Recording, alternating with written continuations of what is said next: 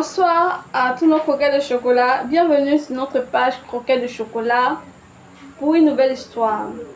Installez-vous bien pour écouter cette histoire et n'oubliez surtout pas de donner vos avis en commentaire. Vous savez très bien que vos avis aideront cette personne à trouver une solution face à sa situation. Donc merci de bien vouloir laisser vos avis en commentaire, de liker et de partager la vidéo. Bonjour, Tata Croquette de chocolat, je viens vers toi avec un cœur brisé, meurtri par la trahison la plus impitoyable. J'écris ces lignes dans l'espoir que tu entendras mon cri de détresse, et que tu publieras mon histoire anonymement, car la douleur qui m'habite est trop lourde pour que je la porte seule. Je suis perdue, je suis au bord du gouffre, et je ne sais plus quoi faire. Ma vie, ma famille, tout ce que j'ai connu semble me glisser entre les doigts, et tout cela à cause de celle que je chérissais le plus, ma propre sœur.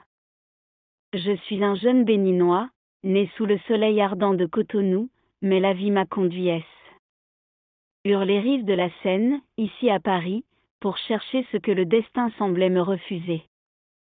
Je travaille dur, très dur en France. Chaque jour, je me lève avant le chant du coq, je balaie les rues, je lave les sols, je soulève les meubles lourds dans les déménagements.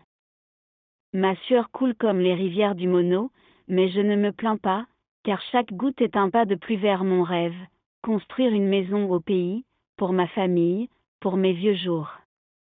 Il y a 3 ans, par la grâce de Dieu, j'ai pu acheter un petit terrain à Cotonou. Un morceau de terre, une promesse de lendemain meilleur. Mais, construire une maison, ce n'est pas un jeu d'enfant. Il faut de l'argent, beaucoup d'argent. Alors, je suis retournée en France, les poches vides mais l'espoir plein le cœur. Pendant 3 ans, j'ai épargné chaque centime. Je me suis privée, j'ai privé ma femme, mon enfant, tout cela pour économiser 12 millions de francs CFA. 12 millions arrachés à la douleur et à la sueur, qui devaient servir à bâtir mon avenir.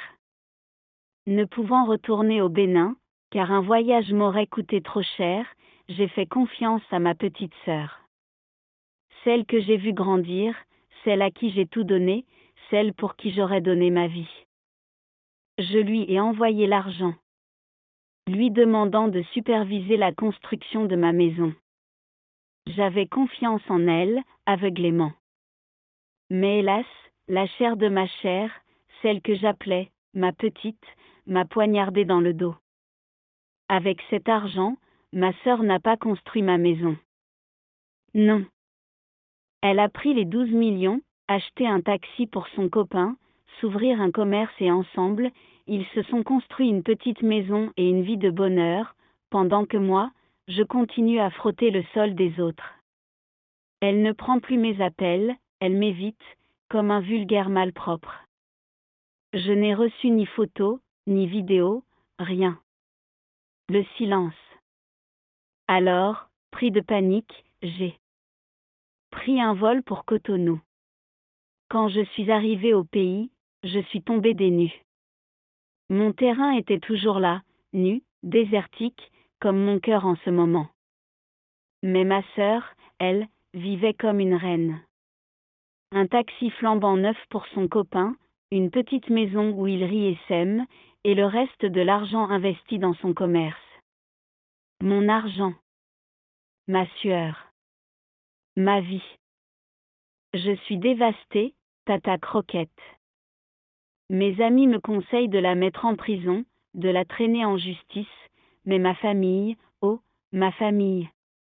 Ma mère, mes oncles, mes tantes, tous me disent de laisser tomber. Si tu la mets en prison, oublie que tu as une famille. Me répète-t-il, comme un sort jeté sur moi. Mais comment pourrais-je laisser tomber? Comment pourrais-je oublier ces 3 ans de sacrifice, d'abnégation, de larmes? Je suis au bord du gouffre. Ma tête bourdonne de 1000 pensées sombres. Que dois-je faire?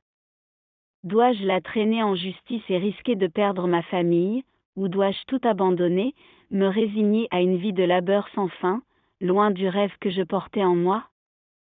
Je suis perdue, Tata Croquette, perdu. Vous, abonné de Croquettes de chocolat, vous qui connaissez la douleur du sacrifice, dites-moi ce que je dois faire avant que je ne commette l'irréparable. Je vais te dire beaucoup de courage. Ne reste pas pleurnicher sur ton sort. C'est vrai que ta soeur a fait quelque chose d'ignoble, mais tu dois te ressaisir, te relever et te battre pour ce qu'elle t'a pris. Et aussi, laisse-moi te dire que la justice divine existe. Moi, je dirais de confesser les choses à ta soeur. Ainsi, le karma se chargera de faire ce qu'il a à faire. Donc, prends ton mal en patience et bats-toi pour ce que tu as perdu. Beaucoup de courage. Un homme ne pleure pas. C'est interdit de pleurer. Donc, il faut te lever avec la tête haute pour récupérer ce que tu as perdu. Et à vous mes chocolats, dites-moi en commentaire ce que vous pensez de cette histoire. J'attends impatiemment vos commentaires pour répondre aussi. N'oubliez pas de vous abonner sur nos pages Croquettes de chocolat Facebook et Croquettes de chocolat YouTube pour plus de vidéos intéressantes. Bonsoir.